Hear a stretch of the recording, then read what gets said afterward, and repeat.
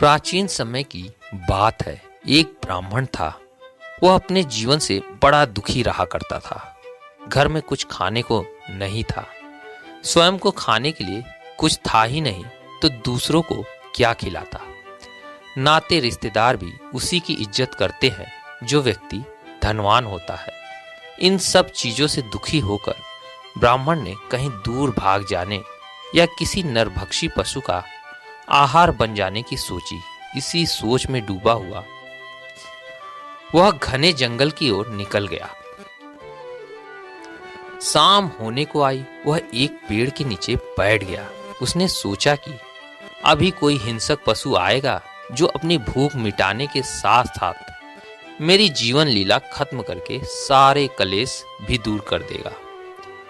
उसी समय उसने देखा कि सामने एक गुफा में से शेर निकला। शेर कुछ रुका। पेड़ पर उसका मंत्री हंस बैठा था, जो अपनी बुद्धि, अपने शील स्वभाव और दूध का दूध और पानी का पानी करने के लिए जग प्रसिद्ध है। शेर ने कहा, दीवान जी, आज तो शिकार स्वयं ही सामने आ गया।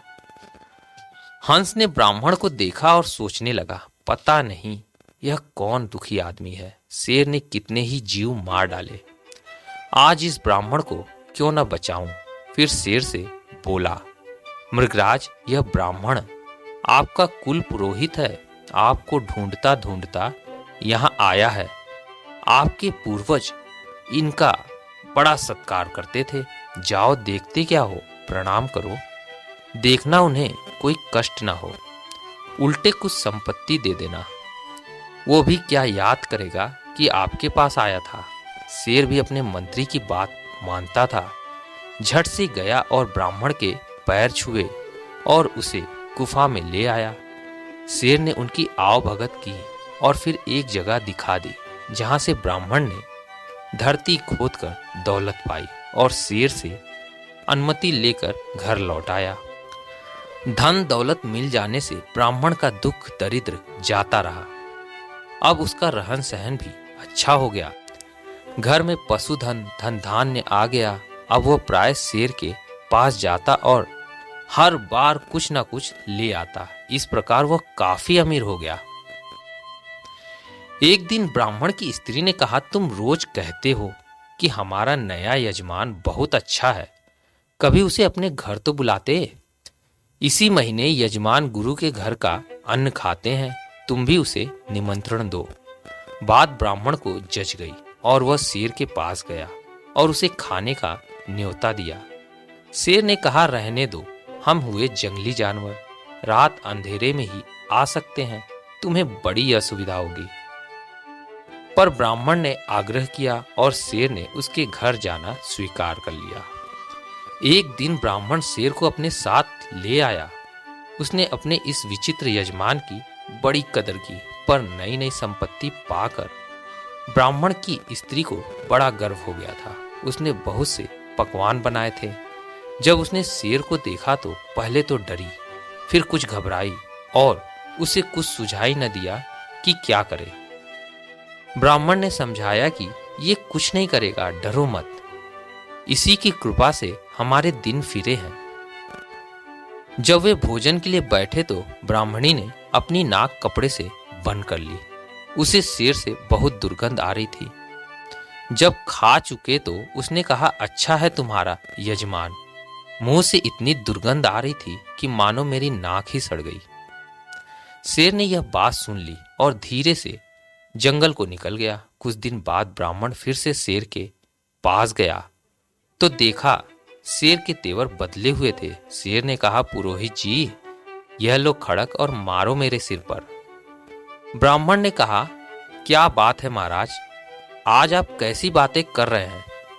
शेर बोला, नहीं, आज तुम्हें खड़क का वार करना ही पड़ेगा। ब्राह्मण ने कहा, नहीं, यह काम मुझसे नहीं होगा। शेर गर्जा, देखता हूं तुम कैसे नहीं करोगे। ब्राह्मण डर गया और उसने खड़क उठाया और धीरे से शेर के सिर पर लगा दिया। धार तेज थी, कुछ खून बह निकला। ब्राह्मण हैरान हुआ, अपने घर लौट आया। कई दिन बीत गए, ब्राह्मण डर के मारे उधर ना जाता। वह समझा कि शेर पागल हो गया है, पता नहीं अब उसका क्या हाल होगा। अगर मैं गया भी तो ना मालूम इस बार क्या कहे। उधर शेर के मंत्री हंस को किसी शिकारी ने मार डाला। शेर ने कौवे को नया मंत्री बनाया। कौवे ने अपनी मति के अनुसार शेर को सलाह दी और अपने ढंग पर उसे चलाया। कई महीने बीत गए। ब्राह्मण को फिर धन की आवश्यकता हुई। उसने पुनः शेर के पास जाने की सोची और एक दिन वह जंगल की ओर गया। शेर की गुफा के बाहर पास के पेड़ पर कौवा बैठा था। उसने जोर से कांव कांव करना शुरू किया और इस प्रकार शेर को सूचित किया कि शीघ्र करो, शिकार फंसा है। शेर ने बाहर आकर देखा, उसका अपना पुरोहित है। उसे हंसी आ गई। ऐसे ही एक दिन हंस ने भी उसके आने की सूचना दी थी। ब्राह्मण को शेर के पास बिना संकोच बैठे और बातें करते देख कौवे को बड़ा आश्चर्य हुआ। वह तो उसके मारे जाने की ताक में था। शेर ने ताड़ लिया और ब्राह्मण से कहा, देखो भला मेरे सिर पर जो तुमने प्रहार किया था उसका क्या हाल है। ब्राह्मण ने देखा और कहा, महाराज वह तो अब पूरी तरह भर गया है, अब ठीक है। शेर ने कहा, खड़क का घाव तो ठीक हो गया, परंतु जो कुछ तुम्हारी पत्नी ने मेरा अपमान किया था उसका जख्म अभी भी हरा है, वह नहीं भरा है।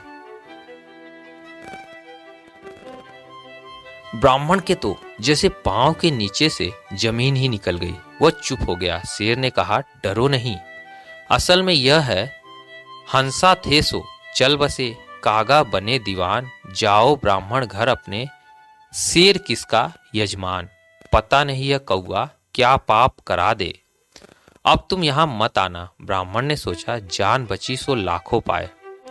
फिर उसे आवश्यकता हुई तो भी उसने मुंह उधर न किया। तो दोस्तों, यह थी कहानी शेर दिल की।